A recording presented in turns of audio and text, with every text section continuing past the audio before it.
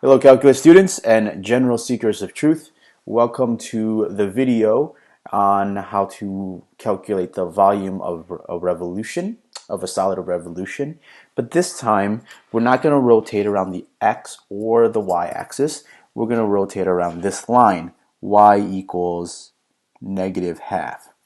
So this is where we're going to rotate.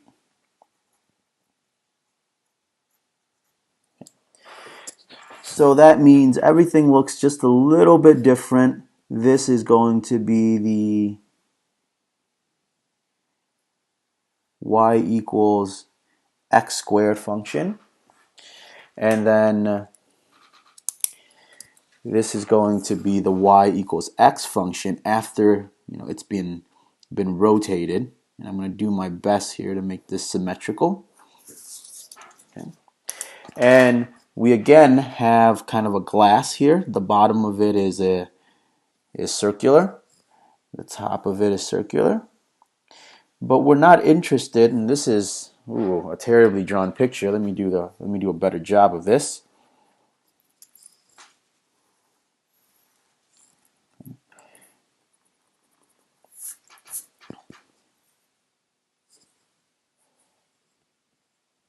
Yeah, that's pretty bad. But this should be the center of the circle. Okay, that should be the center of the circle. So if we take a look at a right side view, we have a circle. That's the outer circle here, and then we have another circle inside of it. That's the inner circle. And we are looking for the area of this rim here, or this very thin washer in this case, and we're going to add up an infinite number of these, or we'll add up the area of an infinite number of these. So maybe I should draw a little slicer in the middle there. Okay, that's the outer circle, and this is the outer radius. It corresponds to the pencil line here. And then the smaller, I'm sorry, that's the inner radius. Oh boy, I've got this backwards. Okay, let me fix this, because you can see that when we look into this, the outer parts are the red lines and the inner parts are the pencil line. And so little r is the pencil line and big R is the red line.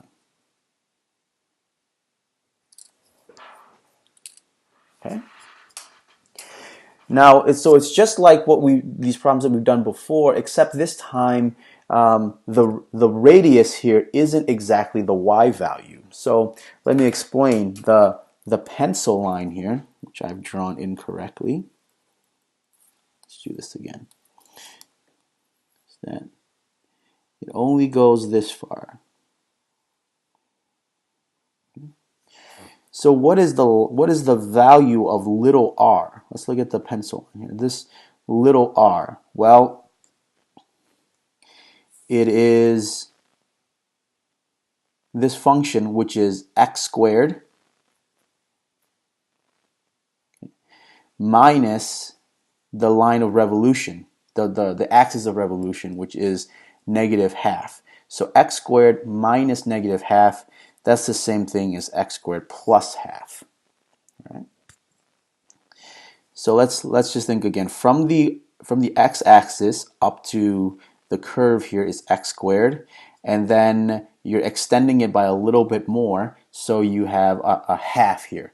So it's going to be x squared plus half. The other way you could look at this is that it's x squared minus negative half, which will give you the same thing.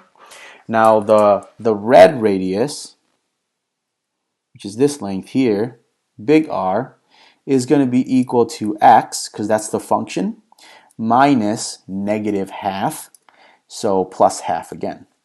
Okay. So it's not too different from what we had before, and I should also point out that the point of intersection, I'll write it on the side here, that they intersect at x equals positive 1. So it's 1, 1, and up here. Okay, it's 1, 1. The y value actually doesn't matter very much because we're going to integrate along the x direction. So the area of this thing is equal to pi big R squared minus little r squared dx, and we're going to go from 0 to 1.